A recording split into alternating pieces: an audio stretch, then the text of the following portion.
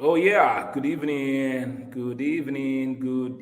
everybody. Good evening, good evening, good evening, good evening.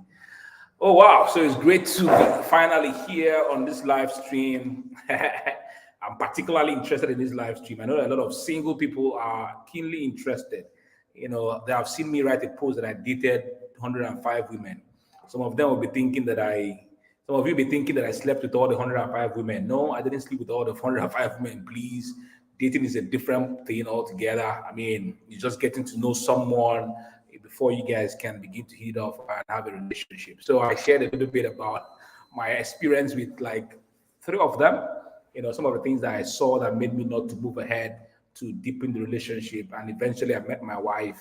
And so today we're going to be looking at why marriages actually crash, right? And what you can do to guard your marriage from crashing. I mean, we've seen a lot of the internet on Facebook, on Instagram, on TikTok. There are lots of stories every day, very painful stories about some marriages, 3 months, 6 months, 12 months. I think my friend Lumati was saying something about that marriage has to now be where you sign a form that you will be renewing it every year. So the form is that we sign that at the end of the year, we can now sign and say, okay, let us divorce and something like that. And there was a way he described it, and it was so funny. But the thing is that a lot of marriages are crashing. People get into, fall in love. They are all over themselves, and they want to, push forth. But after a while, something happens, and these guys who were really, really in love before, they become enemies, and the marriage crashes. What can we do? Is there a science? Is there an art to this? What can we do to truly sustain our marriages? What can we do to truly make our marriages to work? And so today on this live stream, this very important live stream, especially for singles and those who are intending to get married, I've brought two remarkable, very remarkable individuals. I've known them for years. I've seen the intentionality. I mean, when I look at them and I'm like, these old people say, why are they doing lovey like this? These old people, but they have kept at it over the years, and they are great and phenomenal. And the beautiful thing about the two of them is that they are consistently learning. They're consistently certifying themselves. I mean, they attend courses, they travel, they go to learn, they connect with great individuals, and they keep learning. In as much as the fact that I've been, many years in marriage, they've got kids, they keep learning. I mean, there was a day I saw the two of them dancing in the rain. I was like, what the heck? I mean, two of them in the rain, rain from the roof, and they're dancing, two of them, the husband in boxers. I'm like, and about these are the things that keep marriages together. Because you are growing, you become older. You think that there are certain things you shouldn't be doing anymore. Don't want to play like kids anymore. These are the things that keep binding marriages together. So tonight we are going to be looking at why marriages crash, and I have these two amazing individuals. They are a couple. They are a couple. So when I'm saying two amazing individuals, doesn't mean that they are different. These guys, they are a couple, and they have been doing amazing work in the, helping individuals in the marital institution. So let's make welcome Dima and Nedum as they are here. Amazing. See how they are smiling. Fine, fine, fine guy and fine woman. So tonight, this is Dima, this is Nedum. They are going to be sharing what makes marriages to crash and what you can do to avoid yours from crashing. I'm here in the city of Port Harcourt and they are in the city of Lagos. So if you are joining us right now, please let us know where you're tuning in from. Drop your name in the comment section if you can't see your name, and let's know the city you're tuning in from. And go and invite your friends. Invite all the single Pringles, so that you don't make a mistake. Your marriage crashing will start out from the preamble. For example, if you are going to fly a plane, there must be checks on the plane. They must check whether the plane can fly. They must check, I mean, different things, the tires, the oil, the electronic system, different things to make sure that the plane will fly. I was in Abuja 2 weeks ago and I was about to fly back to Port Harcourt. Ibom Air said that their plane couldn't fly because they had to do maintenance. The thing developed fault a day before and that nobody will fly in the plane. If we desired and said, oh, no, go and bring out the plane. We want to go to Port Harcourt now. We want to go and see our family. maybe we will hang in the air and we'll be doing palongo in the air, and eventually we may not see our families. That's the problem with flying something that is not be certified to fly.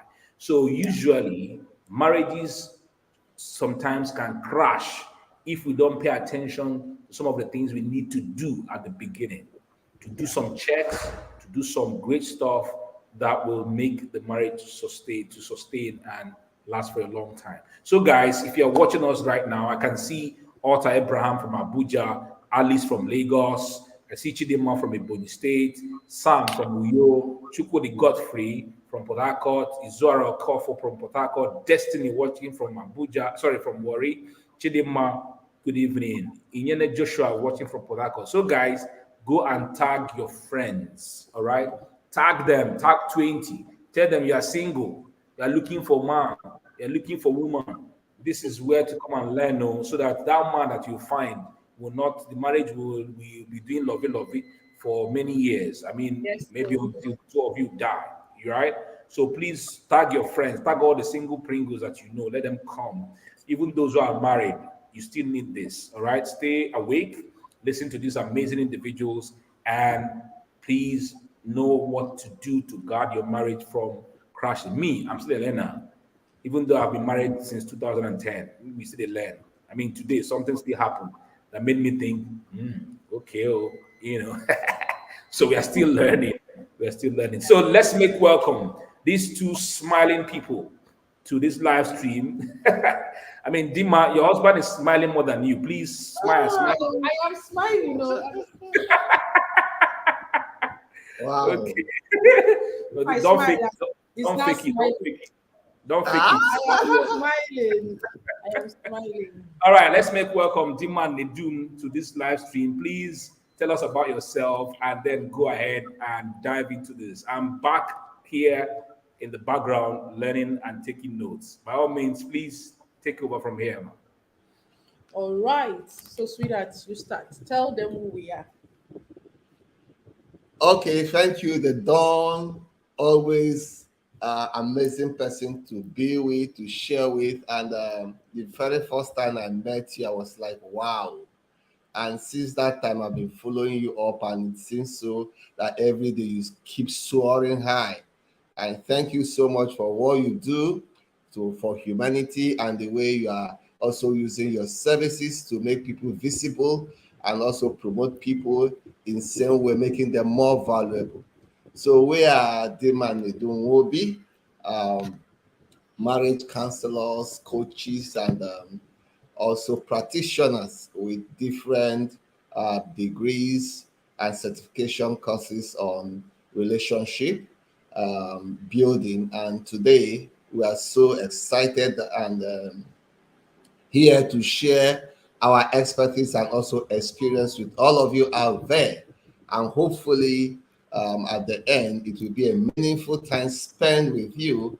And we'll see that at the end, you have so much skills, information, knowledge to go back with and build not just a wonderful and successful relationship, but also with your life. So, thank you for having us here. Yes, so this is my most favorite person. And I remember one time I was talking about him being my first mentor and coach, and somebody was like, "Ah, is it because is your husband?" No, it has nothing to do with the special bond we share, but it's because this is somebody who has always been there through all of the journey. And today, sweetheart, we want to talk about why marriages crash and what you can do to guard yours. So, a little bit about us. We met in church and serving under the Catholic Charismatic Renewal.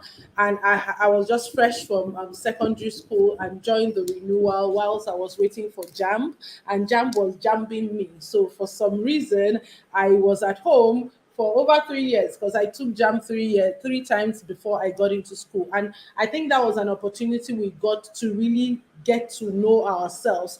And there were remarkable things we noticed about ourselves that now spiraled to a friendship and spiraled to marriage. Like we like to tell people, Nedum did not propose. We didn't have that go down on one knee or whatever. We were just friends. The Holy Spirit led me. And from friendship, one day we were out where he was taking dinner, and we just started the conversation, when we get married and like that. So that's how we started to plan our wedding and having deep conversations around marriage. And marriage is very important to us. Thankfully, on the 26th of July this year, we celebrated our 20th wedding anniversary. And over the years, we came to realize that apart from being married for 20 years, we have also worked actively as marriage coaches for the past 15 years. And so with our interaction with people preparing for marriage and people who have been married that we had to intervene with, we came to realize that what it takes to make marriage work can be categorized to erecting 3 major pillars. And if you look at a pillar as something that connects one thing to the other, by representation of that pillar means what are those things that when you put it in place, connects your dream for a marriage to your reality. And it gives 3 things to your marriage: security, stability, and strength. And that is what we want to share with you tonight. So why do marriages crash? It is fundamentally because the people ignore these 3 pillars. And we will take it one pillar after the other. And if you have questions, you want to drop your questions and we will get back to it. So what's the first pillar? Before I talk about the first pillar, my husband and I will be taking it together. I want to categorically say this as an underlining statement that begins this conversation. Not everybody will marry. And if you do not want to marry, there is absolutely nothing wrong with you. Because I know the society we are in, especially for women, they will like, oh, you have to marry so that you have respect, so that you take your place in society. Every human being can thrive and do whatever they want to do without getting married. So it's not compulsory to marry. Because who you are is the person who was given the mandate to go into the world, multiply, and fill the earth. If you now choose to marry, that means you have chosen to get into a union with someone, and you have to go with the dynamics and the principles that make that work. So that's one. Secondly, it's also important to note that you do not marry because you are of age. You marry because you are ready for marriage and you found the person who can go on this journey with you. When Emeka was doing the intro, he talked about his friend who said people should renew the contract every year. I like to joke and tell people that when you find the person you want to marry, rather than just doing all those loving gida, will you marry me and all that, you should hand over the person what we call the intimacy profile, your booklet that tells the person who you are, what you represent, why you are in this world, what makes your heart tick and all that, and literally be saying, will you do life with the person that is represented in this document? That should be what is in the proposal. Then we're going to go deep into what are those 3 things. The first is, one of the reasons why marriages crash is that people get into marriage without knowing themselves. So we call it being a flourishing, desirable person. Thank you, Blessing, for that. What is, and we're going to build on that. I'll take 2 of it and my husband will take the other. One thing you need to know is that when you get married and you are not satisfied with who you are as a person, you are like, that marriage is a potential crasher. Because people get into marriage thinking that marriage will satisfy them. But if you are not yet at a considerable level of life satisfaction on your own, then marriage might not be what you need to do. Sometimes when people take premarital preparation with us and they take some assessments, some of the assessments we have, and one of the recommendation would be like, you need to go on a personal development journey because your markers are showing disaster. If you get into marriage without knowing yourself, it's likely going to be a bad one. Because first of all, the question you want to ask yourself, how satisfied are you with your life? If you take the life satisfaction scale, what will come out of it? And if you're not satisfied with your life, then you need to first of all deal with what is making you dissatisfied. Another reason on the basis of being a desirable person is that your marriage is likely going to face issues and crash if you get into marriage laden with trauma, soaked with emotional baggages. Because I like to tell people, your spouse is not your savior. I've seen cases where people get into marriage because they are running away from their past or they are running away from their reality. Case in point is a young lady who, because of the toxic environment at home, met a guy at a wedding and they got talking and the guy wanted to marry her. For her, it was an escape from this home. And so she went with that guy. But then they got married, and yet about 3 years into the marriage, it dawned on her that she does not even know anything about this man. They do not even share any values in common. The only reason why she agreed to marry him was because she wanted to escape home. So if you have emotional hurts, if you have baggages you're dealing with, if you have any trauma in your life that is unhealed, it's best that you fix it, because what marriage will do is that it will expose that trauma. Situations in marriage will come up that will let you know that men, and even you begin to mirror the experiences of your past relationships on your partner if you don't heal from them. So that is another critical reason why marriages crash. When people go into marriage with trauma that they cannot, because when you are when you are dealing with trauma and you have not healed, it's actually your pseudo personality that the person is meeting, because the person is bonding with the trauma trapped you. And so, even, and I'm going to say this so that somebody gets it, even when you get into marriage and perhaps you chance on personal development and you heal from the trauma, now the person is now meeting the real you. And that's why you see people saying, but this is not the person I married. Yes, it's not the person you married, because the person you married was a traumatized human being. And so when you now get into marriage and you encounter personal development and you heal, your spouse is surprised because this is not the person that I met. So those are two things under desirable person that makes marriages crash. I'll let my baby, my sweetheart, my migi migi, my shigi shigi share some of them with you. Okay, thank you, Dima. Every one of us out there is a product of our birth nation, which means we grew under a family setting with a certain background, with a certain culture, with certain manners and certain values. And as we are growing up, we are shaped by this environment and experiences.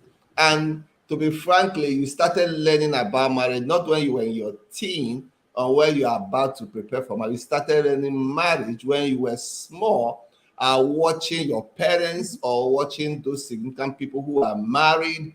And as you consume those information unconsciously, they become a pattern of what you will use as a blueprint when you get older and get married, whether you know it or not.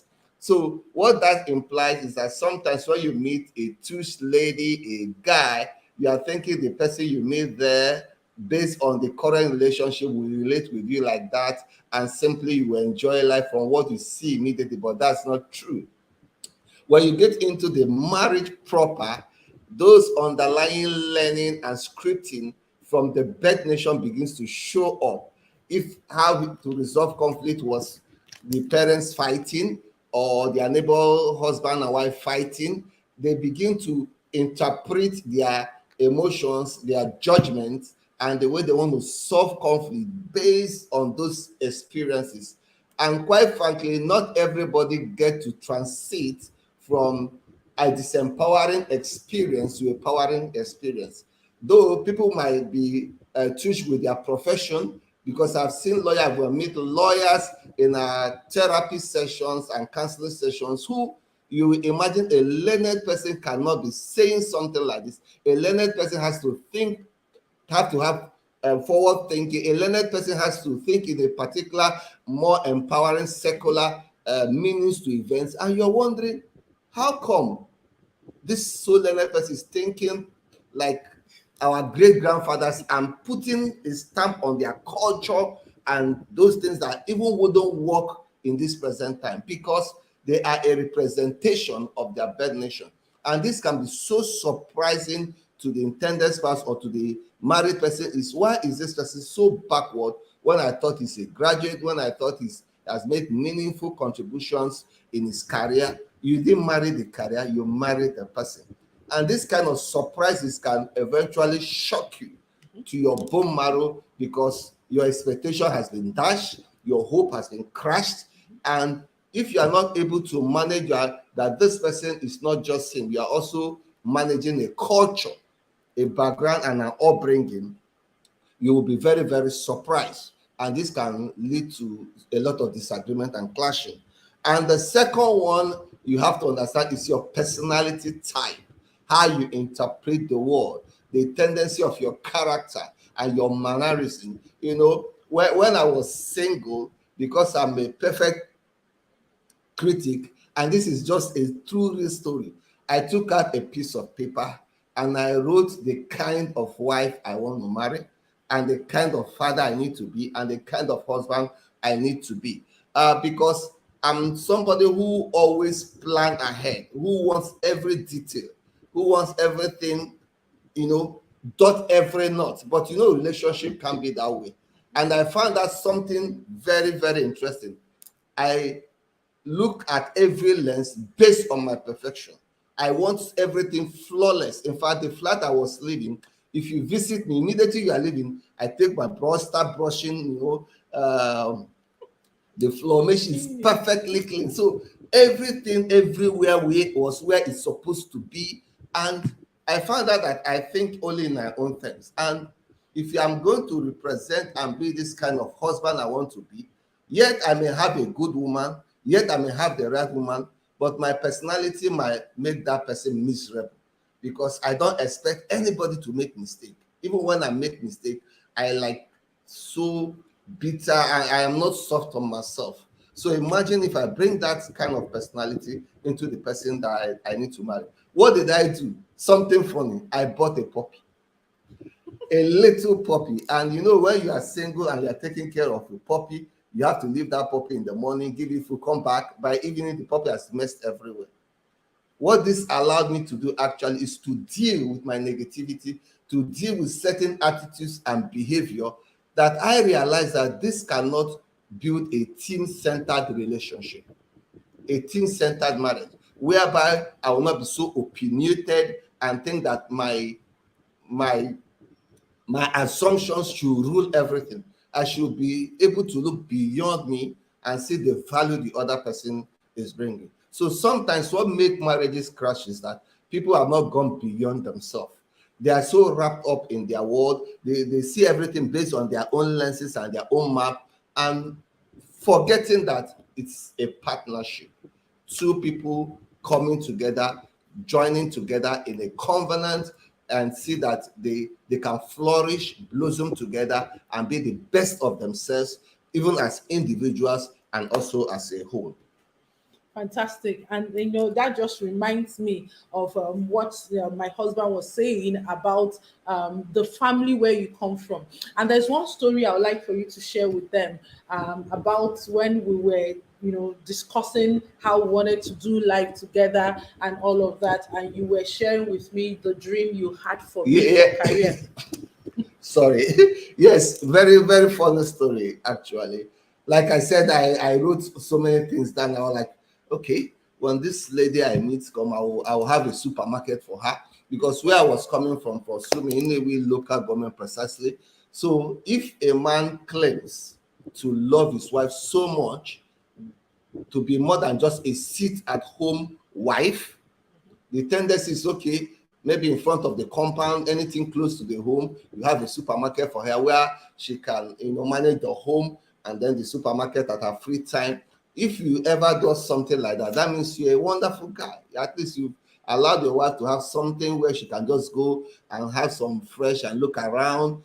This was my own idea of a perfect guy, that kind of thing. So when we're having these conversations about what my ideas are for her and not what her ideas was for life, I told her, these are my plans for you in supermarket. And she looked at me, you and who is supermarket? See my I was life, like, when you have a good plan for somebody. The lady stood to her ground, that there's not doing anything in supermarket. She wants to build a career, share her own dreams. It was at that point my mind began to shift, that shared vision was a blueprint for a successful and flourishing relationship. So the future is not about me. The future is about us. It's about how we can see both of us in the future navigating life together, and every party together is making a meaningful contribution to the relationship. So that was a great paradigm shift.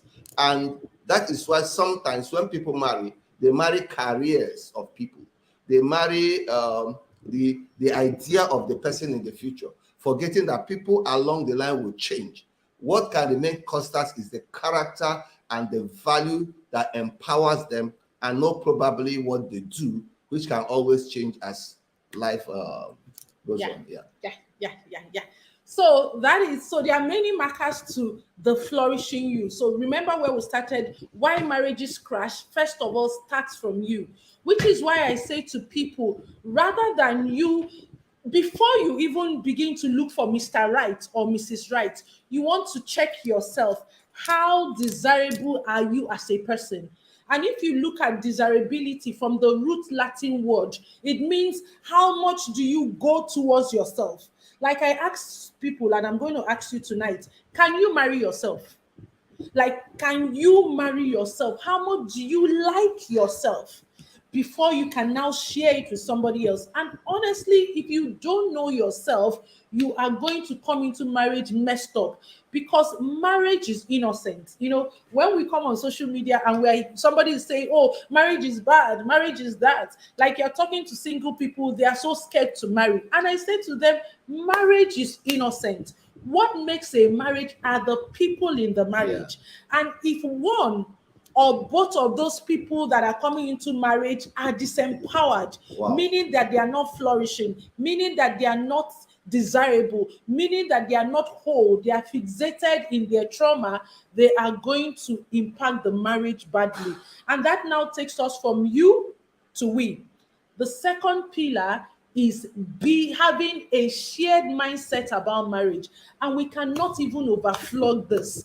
My husband and I are also real estate entrepreneurs, and because again we like to learn together, which we'll come to as we continue the conversation. We were on the real estate entrepreneur training one day, and our trainer was talking about what it takes to succeed in real estate. And then what the man talked about is marrying right. And I'm like, hey, this marriage thing, and really, to be honest, if you meet people, people say, I don't know if you've heard it, that marriage is not an achievement. Let me tell you, it is scientifically proven. Neuroscience has also shown the connection to a thriving marriage to our mental health, that marriage will affect everything that is important to you, including your wealth, including your health. This one, Emeka Nobis is traveling up and down and doing seminar. If Madam Joy was not giving him peace at home, he will not be rested to even deliver. Like, you are a mess. But people will say, keep your emotions at home and come to work. How successfully can you come to work if your home is not at peace? And even science has shown that the person you marry and the state of your marriage, particularly if you know that your husband or your spouse has got your back, can even increase your cardiovascular health. Go and verify. It's not me that talked it. There's so much evidence to show for that. So that's why it's important that people take marriage seriously. So what's the second pillar? The second pillar, after you have looked, and I was in a consultation call with a lady this evening, and I was saying to her, you know, when we talk about being whole as a spouse, there is that assumption that you have to be 100% perfect, 100% fixed. No, nobody is 100% fixed. We are all a work in progress, but you should be whole enough to invite some other person to share your life with you. Okay, and which takes us to the second pillar, and this second pillar is very important: having a shared mindset with your spouse. And that is another reason marriages crash. And I'm going to use something that we're very familiar with. And so maybe for the religious people here, but I'm going to break it down. It says, he who finds a wife finds a good thing and obtains favor from the Lord. Now, how do you tap into a good thing when you do not understand who the good thing is? When you don't even know the values of this good thing, when you don't know how the person thinks. And if you take it to man as the head, are you aware that being the man of the house, the head of the house, is a leadership position? And leadership is influence. If you cannot influence the people under you, you are not a leader. You are as bad as the leaders we have in Nigeria who are not influencing us. So even for you to be able to influence your wife and your children, then you must know the mindset that the person brings into marriage. And the Almighty do not be unequally yoked with unbelievers. You know, and I'm going to be vulnerable here. Years ago, when I teach, or we were teaching, remember, in Exceptional Singles, we limited being unequally yoked to just sharing spiritual affinity, to just being your religious compatibility of your beliefs. But as we continue to work with even people who met in church, people who are pastors in church, we realize that compatibility with spiritual beliefs is not enough for you to be equally yoked. Because remember, in prayer meeting, we had a leader who we thought the woman liked to do shakara by wearing shades to church. Only for when she opened up to us, we found out that the husband, who is a leader in church, that will come and kabash and speak in tongues and people will be falling under anointing, was giving his wife bass, and so she was using those dark goggles to cover her swollen eyes and all of that. So what am I saying is how your marriage is going to suffer, and you will suffer if you are not equally yoked with your partner. And what do we mean? It's about sharing beliefs about certain things. What is your belief on marriage? What is your belief about man and woman in terms of roles and responsibilities? Because marriages are broken because somebody says, I'm helping my wife to sweep the house. Meanwhile, you are a bona fide occupant of that house. And when you were single, you were sweeping your house. Then suddenly you marry a wife, and then you know that you can no longer sweep. Marriages are broken by that because they did not align their beliefs around roles and responsibility. Marriages have also, so the areas of beliefs compatibility that is important, you need to look at leadership. What are your beliefs around leadership? What are your beliefs around roles and responsibilities? What are your beliefs around superiority? What are your beliefs around control? What are your beliefs around financial transparency? You know, what are your beliefs around even relationship with extended families? These key areas, if you are not in alignment, you are likely to suffer. And thankfully, there is a scientific evaluation that can help you determine your beliefs and check if they are aligned, and if they are not aligned, to help you realign it. And please, I'm saying it is better to align these beliefs before it gets, you know how Shabina Flavor talk hey, darling. By the time you step into marriage, 1 month, 2 months, 3 months, you have a decision to make, and you're realizing you are talking A, your partner is talking B. That's when the scales will fall from your eyes, and you know that this person I married is going on an entirely different tangent from me, and that is one reason why marriages crash. Like the triangle of life, at the base of it will have beliefs, at the peak of it will have at the peak of it will have behavior, and then we'll have results. Your beliefs determine your behavior, and your behavior produces your results. And why this is very important is that if you know a person's beliefs, you can determine his behavior and which will give you the kind of result or not the result you are expecting. And that is why you have to critically look at what are the beliefs of this group. Because whatever that person's beliefs are is what will determine the behavior. So during preparing for Bliss program, where we prepare young couples, either you are married for the first 5 years or you're seriously with your fiancé and you are preparing for marriage, we usually look at this compatibility test and belief assessment tools that we'll have. And you begin to notice that there are some conversations and belief, both of them think it is okay, it is normal. And let's just give one example that showed up where maybe in terms of finance, where the man was thinking, well, I'll bring in 60%, you bring in 40%. It's just that we give them these questions differently to answer. Yeah. Then when they come for the session, we put up the answers before then for them to see how they answer each question differently. And we look at where they can have a common place and common understanding. So for the lady, like, you are the man of the house, I will only bring out what I will, what I want, in the way I want it, and when I want it. And here is a man who is believing when I bring 60, you are breaking 40. So imagine this scenario start playing out when they now start living together and there are bills to pay, and perhaps the lady have more money and it's expected that he will bring out what she can, when she wants, how she wants. And the whole burden for her that the man is responsible for the entire caring of the family. That's already a very big conflict. Yeah. So it's not the issue of the lack of finance, but also the management, the transparency, the system around their beliefs is important. And we need to see them, how they can break down this. We are not actually saying this is how you are going to do it, but we want to bring out the red flags, that the tendency of what might happen. And they were very, very happy that such an issue was brought during discussion, during conversation, you know. And one of the things that always shows up again is where sometimes we have a lady who believes that the man takes the decisions. And here is the man saying, no, I can't be taking all decisions. Yeah. There are certain areas you have skills, competence more than I, and I'm expecting you to bring that wealth of knowledge and make key important decisions that will move the relationship forward.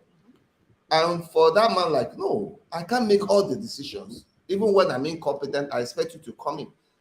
So these are some of the compatibility beliefs that are very important. And that's why in real life, a lot of marriages break down, because the rules and expectations of their temperaments, of their ability to deliver certain things are not met.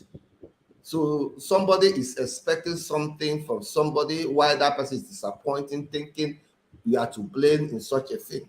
So it's important that we know how we play together as a team, always scrutinizing harmonizing our beliefs, knowing where they integrate, knowing where we have disparity, knowing how we can have a mutual respect and still, you know, through dialogue, through compromise, you know, able to harmonize the things that divide us and strengthen things that, you know, are common to us.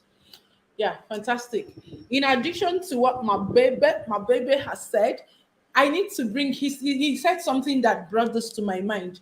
Another reason why marriages crash when you are looking at the flourishing us, the people in the marriage, is when there is a mismatch in the chemistry and the compatibility. And I need to say this, especially for this generation of people, millennials and Gen Z, that all the flashy things are flashing in your eye. Somebody that you can have conversation with, you have shared interests, you have passion. And sadly, for the people who also engage in premarital sex, your eyes are blinded to the things that you should be looking out for. Because when you're already enjoying what your elders are enjoying, you will not ask some questions that you should be asking. So there is a blend of chemistry and compatibility that, if you know, helps you to guard your marriage from crashing. And when you look at the four main blends of chemistry and compatibility, now let's say this: chemistry is You have shared interest, there is physical attraction, there is intellectual chemistry, there is shared interest, and there is spiritual affinity. Like you have a connection spiritually, maybe because you attend the same church or you listen to the same kind of pastors, or there is a connection and sensitivity, that you share. That's chemistry, and which is good, because life will be boring with somebody you don't have chemistry with. And life is already stressful. So there's no need to add extra stress by going for low chemistry. But then what of compatibility? The fundamental principles that guide life, how much of it do you share? How much of your values align?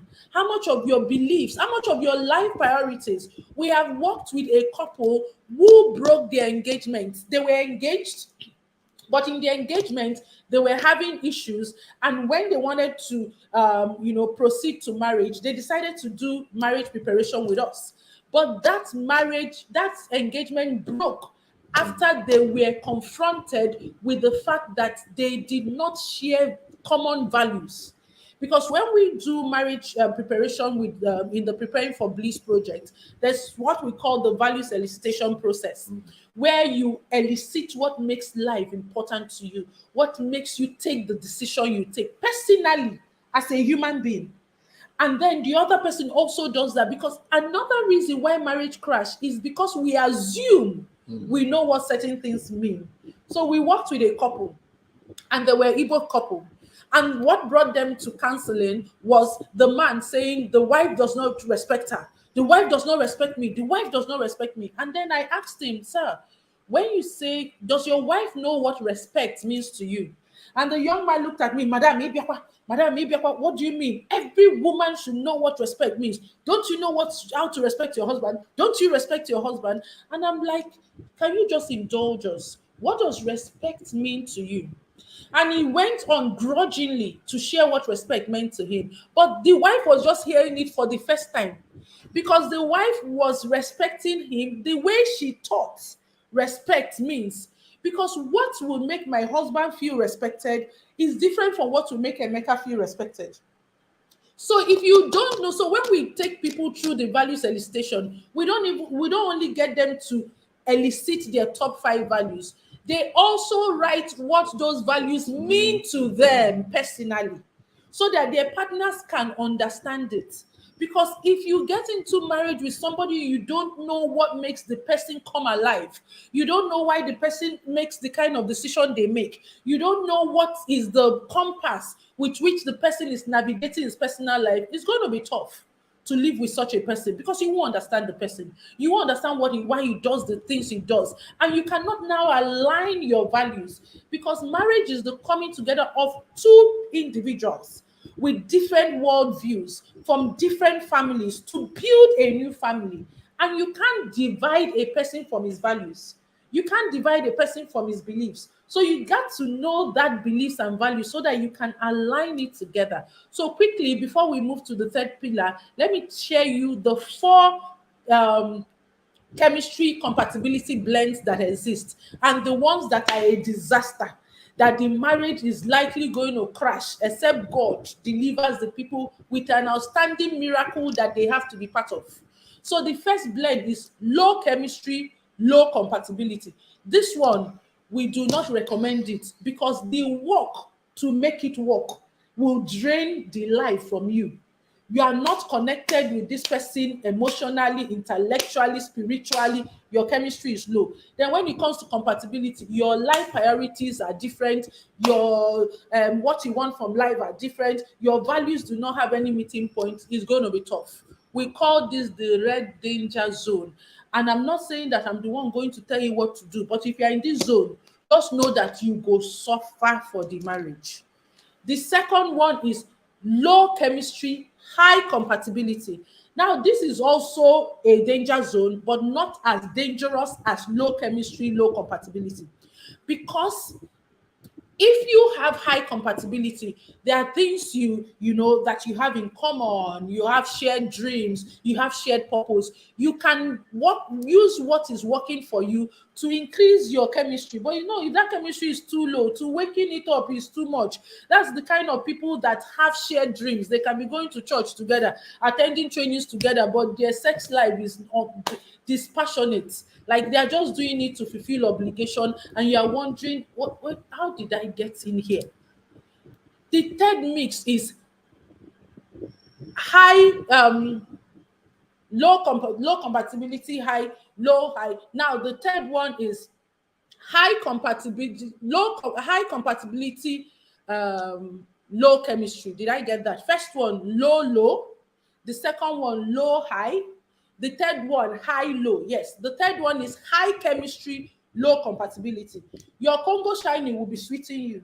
You people will be having conversations. You'll be enjoying the conversation. But when it comes to making critical decisions, you will be quarreling because you are not seeing from the same lens, and you are not able to marry your values together. But these people, we call them being on threshold. There is hope for them because you can leverage your high chemistry to even use what is working for you. But for these people, they need a teachable spirit. If they are not teachable, the marriage is doomed. But if they are teachable, they can begin to work on the chemistry they have, because you know chemistry is shared passion, shared interest, spiritual affinity. They need a mentor, first of all. And this one is not mentoring of one session. It's a mentor that will help them create a roadmap for at least 1 year of their life, even if it is meeting with the mentor once a month. So there's hope for them if they are ready to learn. Then the last chemistry compatibility is high chemistry, high compatibility. This is where everybody chooses to be. This is the El Dorado of marriage. Like your chemistry is chemistry. You are able to have conversations. You are intellectually compatible. You are physically attracted. You have a spiritual affinity. That's good. And then the Congo shining and everything that makes life sweet is okay. Then even the high compatibility, you can make decisions. There are times somebody will ask my husband something and I'm not there. Or I come in and they're like, Dima, what do you think? And I share my views. They'll just look at us. Now, what for you people? I may not use the exact statements that he used, but be rest assured that we are likely going to be speaking the same voice, because we have also grown our compatibility. Disclaimer: when we got married, we were on high compatibility because we had very shared passion, shared dreams, and all that. Our chemistry was on, we call it moderate. It was dancing below low and high. Again, why do I say that? We had spiritual affinity. Thankfully, we met in church, serving in church. And even when we are having conversations, we noticed that we had common shared spiritual beliefs, even in the midst of the bigger church. We also had shared interests. We both love to learn. So one of the things we will do is read books and share. But you see that Congo shining place, especially for people that grew up like us in church. You did not test the forbidden fruit. You were keeping yourself chaste. And so let me share this, and this is a true life story. For us to even grow our sex life when we got married, we had to read a book. The first book we read was The Act of Marriage, The Act of Sexual Love, Act of Marriage by Tim LaHaye. To even talk about how do we do this thing. So our chemistry when it came to sex, I like to joke with my husband and say that in the first years of our marriage, we were just having babies. But after we grew that, we started to enjoy love making. So why am I saying this? It is, people will tell you, you need to test to know if you are sexually compatible. That's not necessarily true. There are many more things you should be testing than that. Because if you have high compatibility, you can work on your low chemistry sexually if both of you are teachable and willing to learn. The third, yeah. So the third pillar is not able to co-create flexible systems that will support both you as individual and also the relationship. What do we imply by this? So taking it for example, you bought a brand new car. When you buy the car, yes, everything is working in the vehicle. But again, those cars need to be serviced, oil, changing a lot of damaged parts, and also see that that car performs in optimal level. And the sincerity, it takes more effort to maintain a marriage relationship than to get married. If getting married takes 30% of your time and energy, to maintain that relationship to keep flourishing will take 100% of you. So it will take an entire of your life and lifespan to maintain that relationship. And therefore, to able to sustain it, grow it, make it something that will blossom, attractive for both of you. Most marriages fail because they could not co-create flexible systems that will support their everyday engagement and management of the relationship.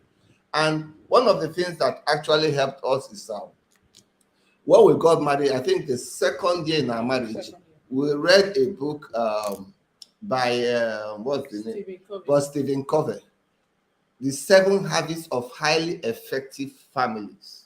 7 Habits of Highly Effective Families.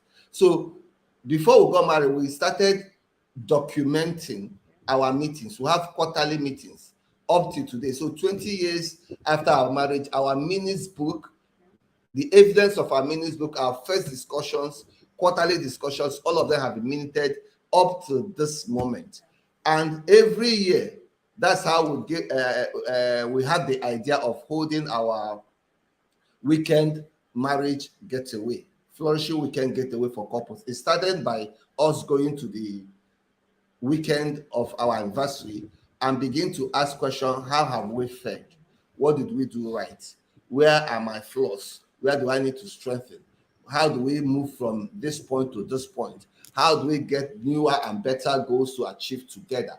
And look at the skills and deploy knowledge and expertise where it's needed to keep the relationship growing.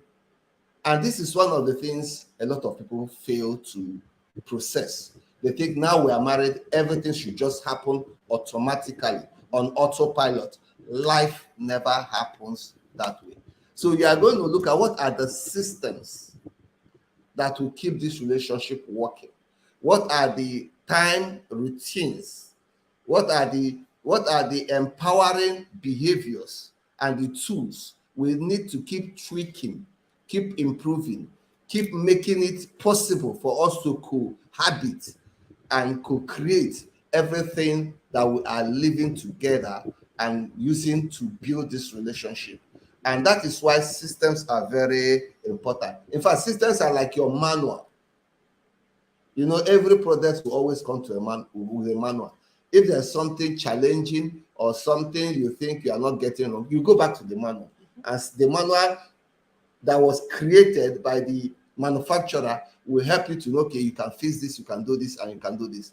But when you look at a lot of marriages today, you see that when you ask the couple some certain kind of question, it's a divergent views.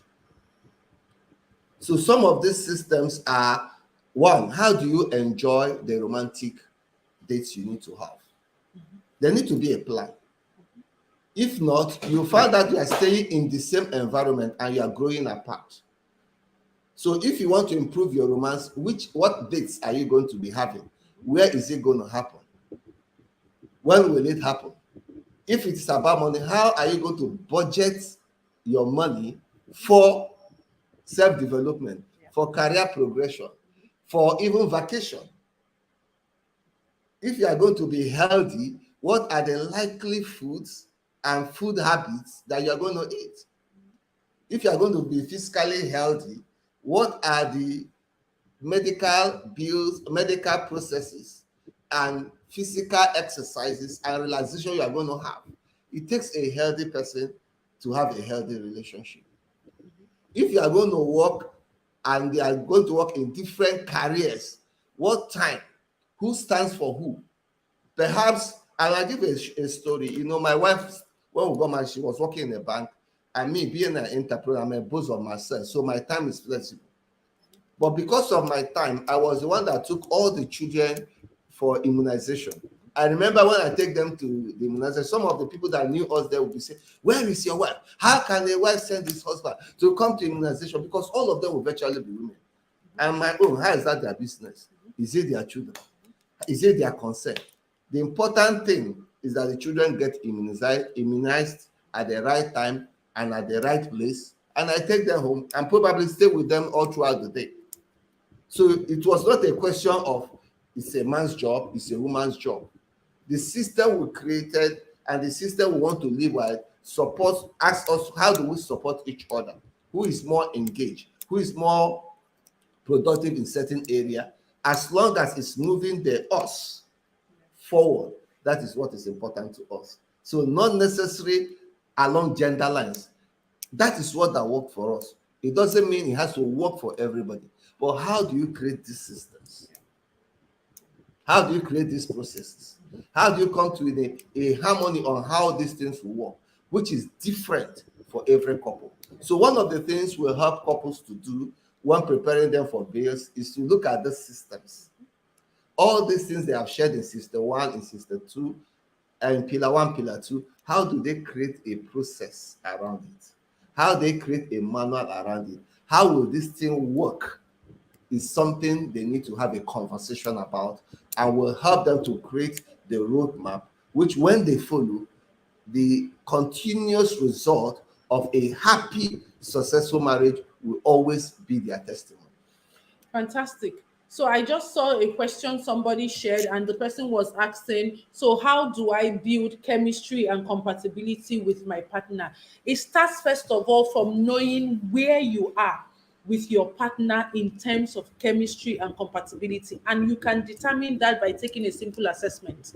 There's a relationship chemistry compatibility evaluation which we use in our work that you can take, and when you take it, is a set of 20 questions. When you take it, there is a marking scheme for a rating guide for it, and it helps you know, based on your responses to this question, this is where you are at, whether you are in low chemistry, low compatibility, and you have recommendations. Like I already said here, that is a no-no. Wherever you are, you get your results, because if you don't know where you are, every other thing you're doing is just merely, trying to grasp at the air. But if you have your results, then you know, okay, this is where we are. How do we improve this?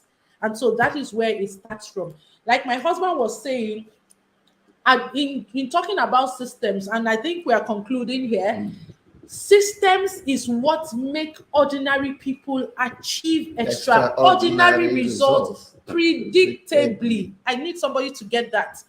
Your families, your systems is what will make you, ordinary man and woman living in this same Nigeria, to achieve results predictably. Because one of the habits of highly effective people that we learned on the 7th year of our marriage was beginning with the end in mind. So, like we said, let me wrap up with the 3 documents that you need to build this marriage and to guard your marriage from crashing. Number 1 is what we call your intimacy profile. That word comes from the word intimacy. And what is intimacy? Intimacy simply says, if you break it down in common language, is you inviting somebody to see you as you really are. That's why somebody coined it to say intimacy is intimacy. So the intimacy profile is like a document, a manual that talks about you. And interestingly, we have a couple who are going through the personalized Preparing for Bliss project currently. Yeah. And the next review session we are supposed to have with them is to review their intimacy profile. So we have sent them the exercise to do the reflections, and then we'll guide them. There is a bit of visual, auditory, and kinesthetic, because when you build it, there is something you do to create a word art of your combined strengths. Time will not permit us to talk about character strengths and how it helps in marriage. So we have done that. We also extended our own to create with our children. So we have what we call the strength tree that represent the core strength of every member of the home. So anyone knows this is the best person suited for this. Anyway, back to my story. They didn't show up for their session on Thursday. They didn't show up for 2 weeks. I had to send them a message to say, what's happening? We've not seen you. We've not seen. And she sent me a message and she's like, this reflection is tough. Oh, it is tougher than the ones we have been doing. That's why it's taking us time and we are still on it. But we promise that we'll be able to finish it. And do you get? Because it's really detailed. If you want somebody who can be a team member with you, it is your responsibility to introduce that person to you.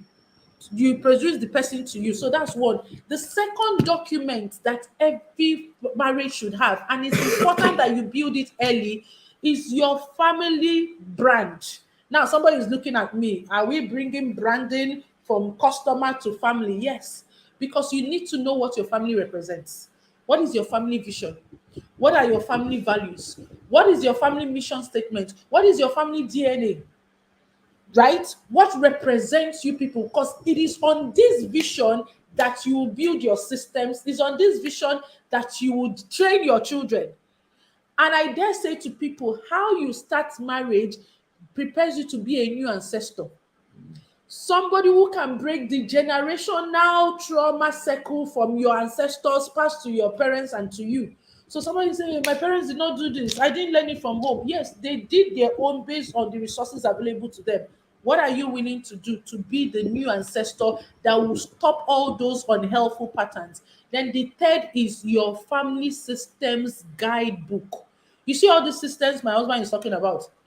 Your governance system, your educational system, because some people do not even know why they are choosing the schools that they are choosing for themselves and for their children, if it can lead them to their determined future.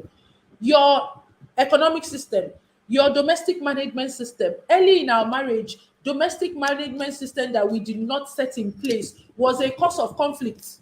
So my husband has shared that he's a system-oriented person. Me, I'm this baby girl that wants to be enjoying life. And so many a times, I like to also change things. So I'm like, oh, our toothbrush, we need to change it every 3 months. Oh, our sponge, we need to change it. But my brothers and sisters, I will change without creating a replacement. So I'll come, I'll throw away the toothbrush, I'll throw away the sponge. Then this young man comes to have his bath, he cannot find sponge. I'm like, hey, I threw it away. I said I was going to buy. It's like, why didn't you buy before you threw it away? Please stop throwing away my sponge if you are not going to buy. And remember, I was working in bank in the early days. So the Gary in the pantry will be finishing. I'll say I'll buy tomorrow. I'll buy tomorrow. Then I come back this night. There's no Gary in the house. And if there's anything my husband hates, is having to go out in the night to be roaming around looking for something. So that caused friction for us until we learned about creating domestic management system, and we now have the other level. There's a level that the food stuff will get to and we restock. And the restocking is a whole lot of systems, and you create the system. And let me now tell you, the way people say, hey, my mother-in-law will come to my house and cause wahala, this person will come to your house, is because you do not have these 3 pillars in your home. If I take the camera around now, every part or every room in our house has a picture of our family vision, our family mission statement, and family values. And if you are going to come to our house and stay more than 2 weeks, we do an induction ceremony for you, where one member of the family will introduce you to who we are, why we do the things we do, and the things that guide us. And our family systems is documented in a book. If you are a house help, you are a driver, you are anybody, you are even a visitor. Somebody just left our house doing holiday, 3 months. holiday. He came to spend the holiday with us. You will go through that our family systems guidebook, so that you understand why we do the things we do. Because you cannot come and cause friction. And we have even had to deport some people from the house because they were messing up the system. So these are basically the 3 reasons why marriages crash. When the people are not flourishing and they do not know themselves and they've not healed, and they bring their trauma and they impose their own ideology on their partner. When the principal people in the marriage do not have a shared mindset, and when they do not have any agreed methodology of how they do the simple things in their lives. So finally, what the system helps to do is to do a prejudgment sessions for both of you. So when something happens, you don't need to accuse your partner, you don't need to accuse your spouse or accuse the children. The system just already rules the consequences. So there are certain things people will do in the house. I don't need to be there. My wife don't need to be there to pass the judgment. We just say what is the consequences of doing this and this. They know themselves because they pass through the orientation. I know the consequence of this is eviction. The consequences of this is this kind of penalty. So somehow it exonerates each individual to likely going to say, I'm passing an unfair judgment. So it's like a constitution of a country. They know the consequences. And hopefully, these are what will help those who are preparing for marriage, those who are already in marriage, who are finding it very difficult to happy to coexist and live meaningfully and peacefully. What we do is we come in as counselors, as guidance, as therapists and coaches to help them build what will make them happy. You have this one life to live. You have this one shot in life. Why not live it meaningfully and happily? Exactly. And somebody is saying, how can I get the system? What's the price tag? So when you are talking about systems, it's important to know where you are at. Are you engaged? Are you married? And have you set the other two pillars that you're looking at the system? So what I can say is that to celebrate our 20th wedding anniversary, we wrote a guide, a book, a step-by-step guide on how to start your marriage right and enjoy a lasting, loving marriage, right? And also because we know that Nigerians may not read the book, they will just buy it. We created what we call the Start Your Marriage Right community. So by getting the book, you also get access to join us on a 2-day marriage preparation masterclass. And then you are added to the community where we would break down the content of the book for you in preparing you, whether you are dating, whether you are single, whether you are engaged, whether even you are married and you're in your first 5 years of marriage. This is for you. And this is for Tachere, ordinary 7,770 naira. So like Emeka did when he was sharing this, there was a link to a WhatsApp community where we can share more details. So it's either you're clicking right there, I guess he's going to share it, and you're coming in there and we're giving you the information, or you're already engaged and you're saying, you know what, I need both of us to prepare for bliss. We have a 12-week marriage preparation program that is like nothing seen. I don't know how many marriage programs that you know that is taught by a husband and wife who are not only happily married for 20 years, but have also together worked with 15 couples, for 15 years, worked with different couples and created the content together. In the masterclass, there is a session where I hang out with the women and we're talking about the feminine power and how we can be the wives that we are created to be without having to compete with the men and really giving the value in our marriage. Whilst Nejum also has a special hour with the man and they are trying to dismantle common masculine fears around marriage. All right. So what if you have a partner who is not ready to work out the marriage with you, low chemistry, low compatibility, yet partner is not showing any effort to improve? What do you do? Elizabeth Okafor, my heart is with you because this thing you just shared is a classic position of many Nigerian women, especially where the women did not have an input in their choice of man.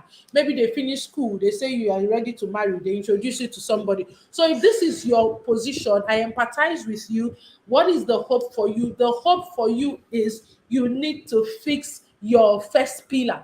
So what you should be concentrating first is the pillar one, becoming a flourishing person, dealing with the betrayals, the hurts, the grief, all of the intense negative emotion that this brings for you, healing through it and coming to a place of radical self-acceptance, which now puts you in a position to take a decision. So it's either you are in that marriage, but you are dying slowly. You need to save yourself first. Because even if you are in an aircraft and they are giving you safety precaution, they say put your marks first before you put marks on another person. So the thing right now that you need is to focus on you and not the partner. And if that is what your heart is yearning for, send me a DM and I will share with you what I can do with you, because I need to understand how deeply hurt and how deep you are in that situation.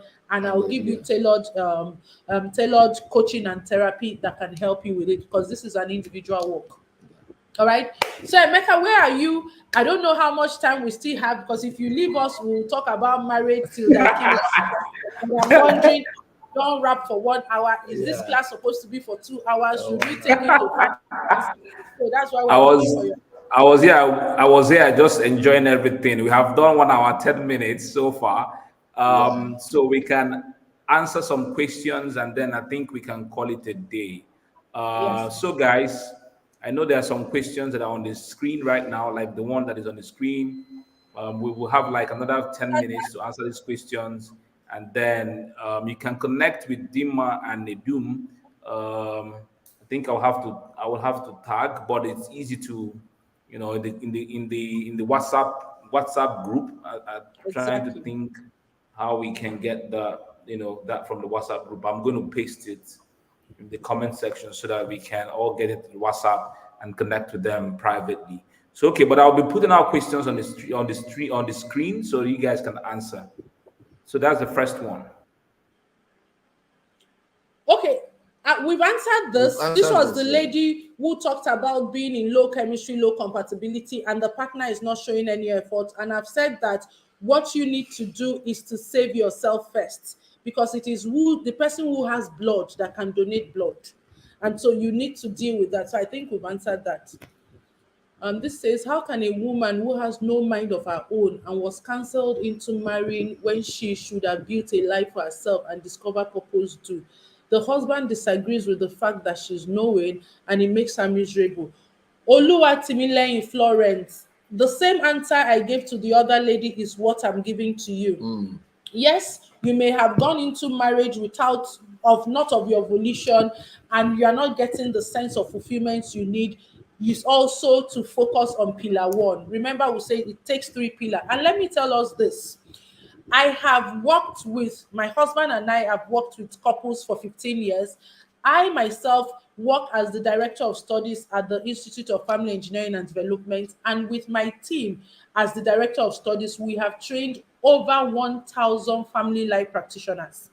And this question you're asking me, not necessarily in this way, but a woman who is in a marriage she's not enjoying and did not get into the marriage herself is a classic, especially in our Africa and our Nigeria. So what I say to the people, and has worked with some of our students, is it's important that you first of all focus on yourself, number one.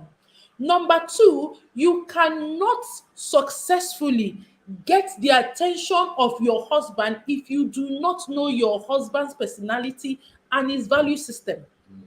So there is an assessment that you can take that not only reveals yourself to you, but further reveals your husband to you. Now, I know that you cannot completely know your husband as he knows himself. But if you've been with the person for some years and you respond to those questions, we can, to an over 50% accuracy, deduce your husband personality type. Also deduce his value system. And I think I said I was going to do this as a post. How you can get the mumu button of any person is your awareness of the person.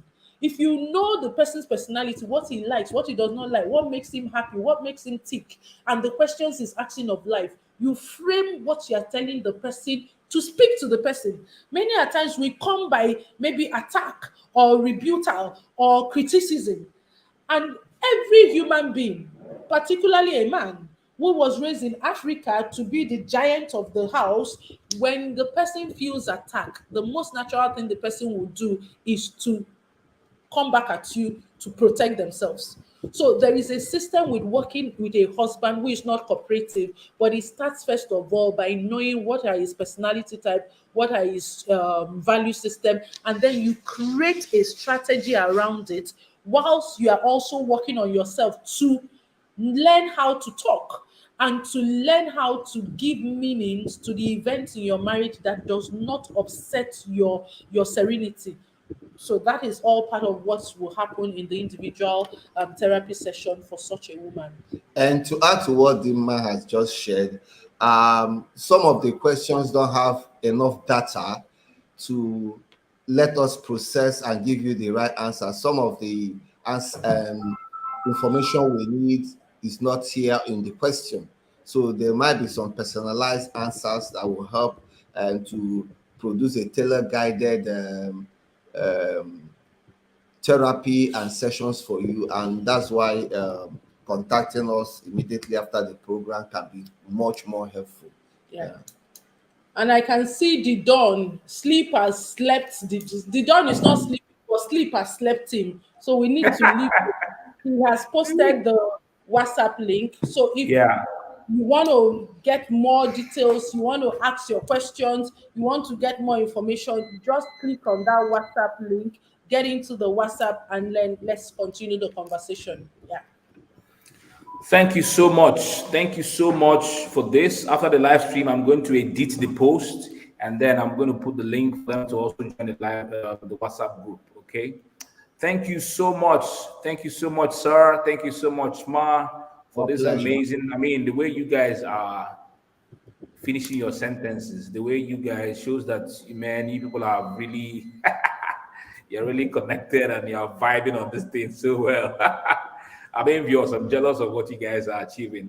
Being a model to a lot of individuals who are in the marriage. I mean, I'm still learning how to do love.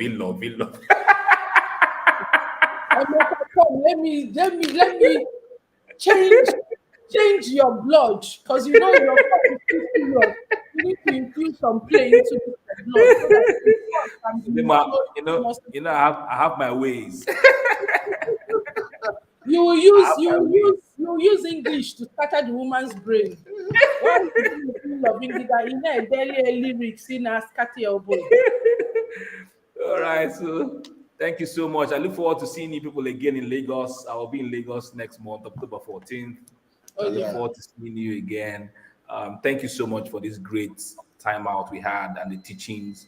I believe that a lot of people will get in the group and will get on the training so that people can have sustainable marriages.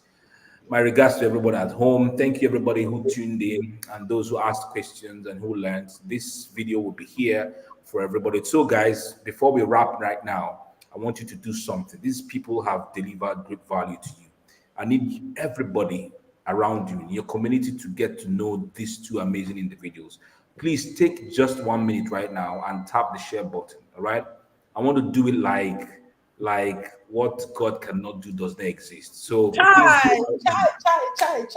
the share button. All right.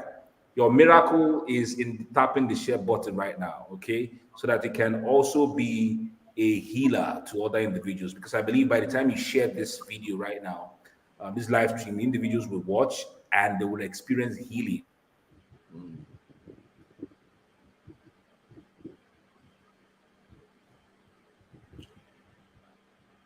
Is it network? You tap the share button, it's just beneath the screen. Menu button right now. Tap the share, all right? Share, and let people connect. All right. So not I will share. Share it, not I will. Share right now. Tap the share button. We are about 50 of us left now. We're about 100 and something on the live stream, but about 50 are left right now because we are wrapping up. So tap and share the live stream. All right. Tap right now and let us share. If you have tapped it, type. So I see people who are dropping that they have shared. All right. Awesome. Izoro Kafo has shared it. Thank you so much for sharing. Gloria. All right. Ogechi Rachel, you just did fantastic. Share to your live stream. Share the live stream to your timeline. Fantastic. People are sharing right now. All right. Be a helper to someone's marriage. Share on your live stream. Just tap the share button. It doesn't take anything. Oluchi, thank you for sharing. Izora, thank you for sharing. Please share. Let's have as many shares as possible to listen to Dimma and to listen to Nedum. Please, thank you for sharing. Thank you, and thank you everyone who is sharing right now. I see a lot of people who are sharing. Thank you so much. All right, Ma, thank you so much. Thank you, sir, for this great session. God bless you for being part of what we are, part of people's lives and all the awesomeness that you bring. I look forward to seeing you again in Lagos when I get there. Thank you to everybody who tuned in. To everyone who tuned in from different parts of Nigeria. I think I saw some interviews from Paris and from the UK. Thank you for joining us. I look forward to you being part of what Dimma and Nedum are doing in the WhatsApp group so that you can enjoy a beautiful marriage. God bless everybody. And it's good night from me here in the city of Uyo to you, to wherever you are. God bless you. I look forward to another beautiful, scintillating conversation in days to come. Good night, everyone. Good Goodbye. night. Good night. And thank you so much for having us.